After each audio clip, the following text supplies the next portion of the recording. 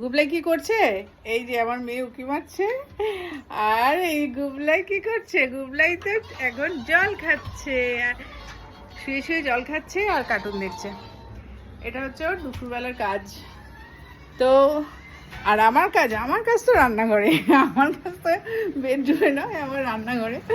তো রান্নাঘরে মা আজকে মঙ্গলবার নিরামিষ, তো হচ্ছে কি দেখুন কচুরি। আজকে ছাতুর পুর দিয়ে কচুরি বানিয়েছি। দেখেছেন কচুরির সাইজ দেখেছেন? এটা কাঁচা আর এটা ভাজা। দেখুন নানপুরি হয়ে গেছে।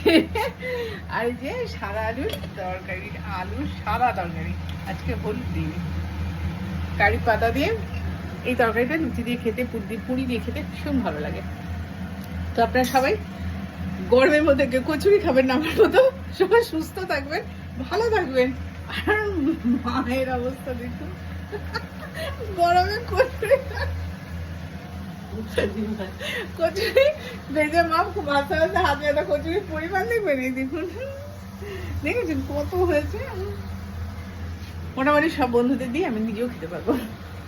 সবাই ভালো থাকুন, সুস্থ থাকুন, টাটা।